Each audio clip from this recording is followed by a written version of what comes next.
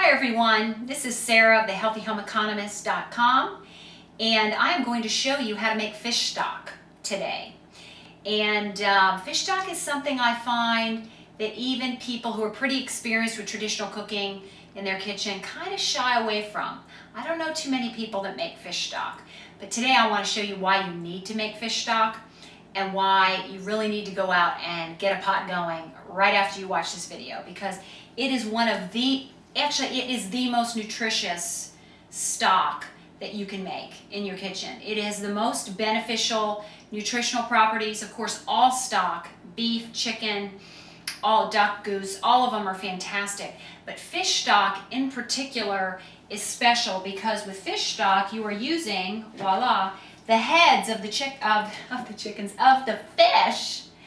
And when you use the head of the fish, you're using the thyroid gland, because the thyroid gland is in the head of the fish. This particular fish head is a red snapper fish head. And the fish stock that you make with fish heads has many thyroid, it's full of iodine and thyroid enhancing properties to it. And so many people today, we really need to watch our thyroid gland. We need to protect it at all costs. When I traveled around in Japan, in the late 1980s, fish stock soup was everywhere. It was typical on the breakfast table in the Japanese homes where I stayed to have a cup of fish stock for breakfast. And what a great way to start your day is to get all your glands working well. And no wonder the people in Japan rarely have a weight problem. The women just breeze through menopause like it's nothing. They actually don't even have a word for menopause in the Japanese language. And I really think, I believe, and actually I'm sure research backs this up, that the use of fish stock so pervasively throughout their cuisine is a good reason for that. And of course kelp, which is also full of iodine. They have a lot of kelp in their diet as well. And it's generally a very healthy lifestyle that they lead over there. But fish stock is also particularly good at arresting and preventing tooth decay. I hear a lot of stories about children these days that their teeth are crumbling out of their mouths. It's just really, really scary what's happening with our children's teeth. And fish stock is the #1 thing that you can give them to help repair this, arrest any further decay, and repair the decay that has already occurred. And so let me show you how to do this. Fish stock is great. Let me also say it's so economical. I got this fish head for $2 at my fishmonger. Fish heads are $1 a pound my fishmonger.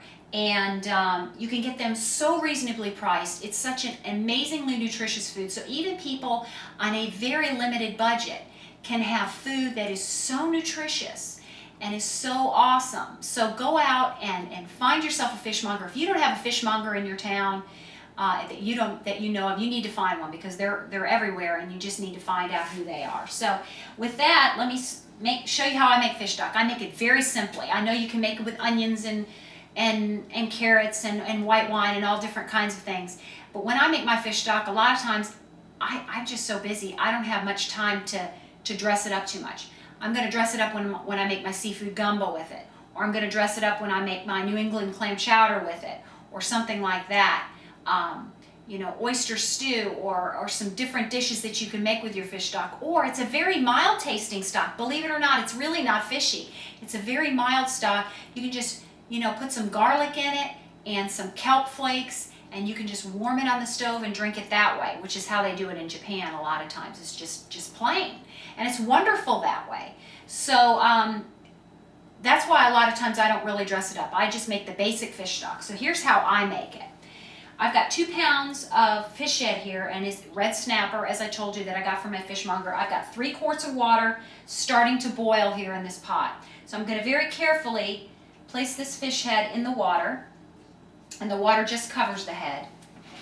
I am then going to take a 1/4 cup of vinegar, and I use Bragg's organic raw unfiltered apple cider vinegar right here. Pour in a 1/4 cup. That, mix it around a little bit. And then I'm going to leave it uncovered and bring this to a boil. And we're going to pick it up when I bring it to a boil, and I'm going to show you what happens next.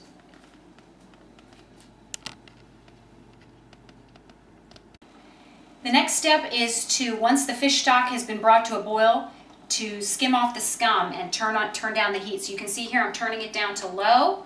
And if you can zoom in here, you can see this foam. This is the scum that comes to the top. This needs to be skimmed off with a slotted spoon.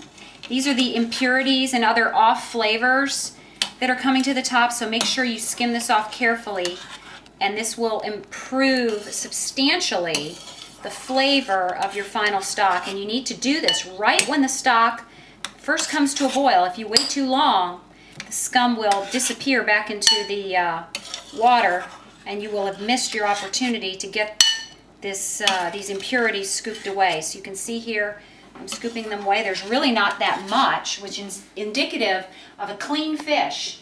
That's very good. If you try to make chicken stock, for example, with a regular old store chicken, the amount of foam that will come to the top will disgust you. I grant you'll go to pastured organic chickens right away after that. But just a little bit of scum coming to the top is completely normal, and you just skim it off, which we have done now. I've turned down the heat, and now I'm actually going to put the lid on. And I'm going to leave this for about 4 hours. Fish stock will, you can make fish stock faster than any other stock. Chicken is about 24 to 48 hours. I let my beef stock go for about 72 hours. But fish stock, you can make it in about 4 hours or so. So I'm going to let this simmer now until dinner time. And it'll be ready at dinner time. We can either have some cup of fish stock with our dinner, or I can let it cool and put it in the refrigerator, or freeze what I'm not going to use in a week or so to use at a later time. You've got to add this to your cooking repertoire. It is so beneficial for your glandular system, and I cannot emphasize how important it is to include fish stock in your diet. This is Sarah Pope, the Healthy Home Economist, and I'm wishing you all the best in the kitchen.